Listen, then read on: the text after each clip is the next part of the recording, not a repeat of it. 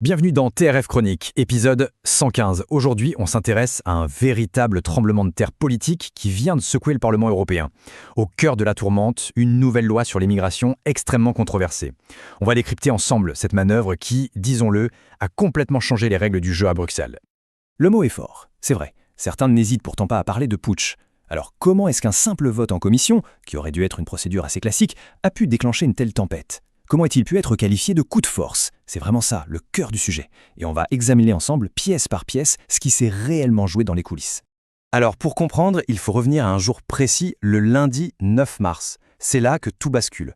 Ce jour-là, dans les murs de la Commission des libertés civiles du Parlement européen, un vote a lieu.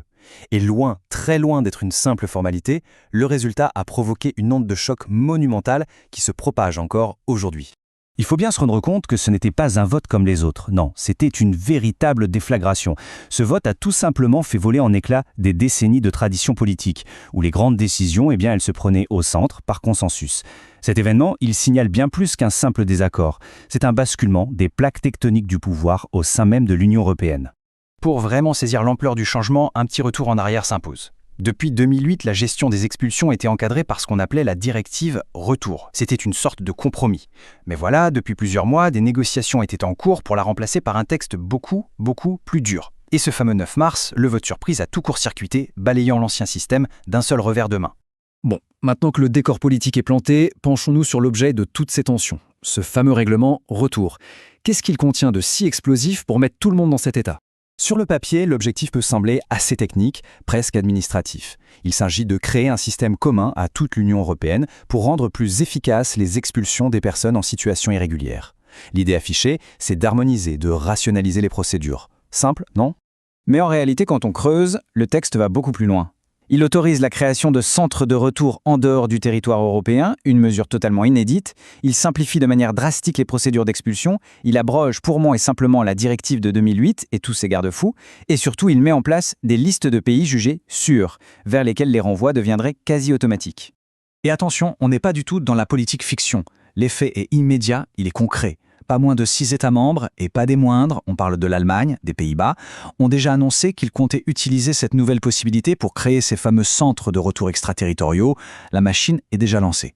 Ce qui rend cette histoire vraiment fascinante, ce n'est pas seulement le contenu du texte, aussi important soit-il, c'est la manière dont il a été adopté. C'est là qu'on observe un véritable jeu de chaises musicales politiques qui a abouti à la chute d'un système qu'on croyait presque immuable.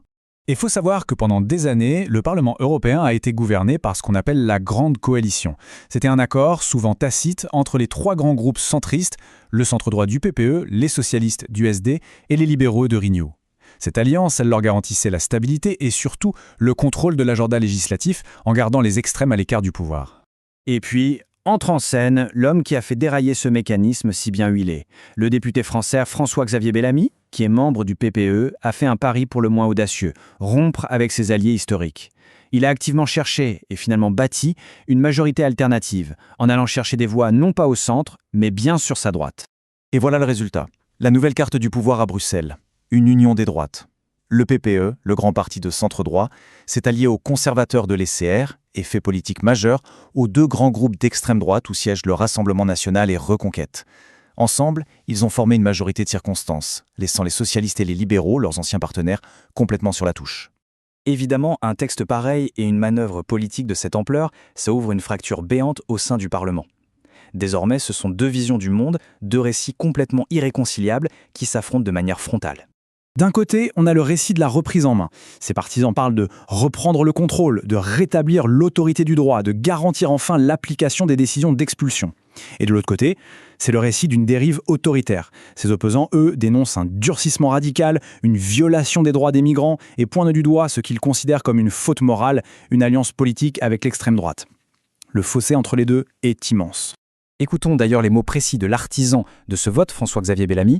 Pour lui, il ne s'agit pas d'un simple ajustement technique. Il présente ce règlement comme la pierre angulaire, la condition sine qua non pour que l'état de droit soit à nouveau respecté en matière migratoire. C'est une justification politique extrêmement forte, on le sent bien. Mais au-delà de ce texte, ce vote est peut-être juste la partie émergée de l'iceberg. La vraie question, celle qui agite tous les esprits à Bruxelles, c'est de savoir ce que tout ça signifie pour l'avenir. Quelles sont les implications à long terme de ce grand chamboulement politique ? Et c'est là le point qui est sans doute le plus crucial. Il ne s'agit pas d'un coup de tonnerre dans un ciel serein. Non, Déjà en décembre, une coalition presque identique s'était formée pour faire passer d'autres textes du pacte migratoire. Du coup, ce qui pouvait sembler être une exception ressemble de plus en plus à une stratégie, à l'émergence d'un schéma politique durable.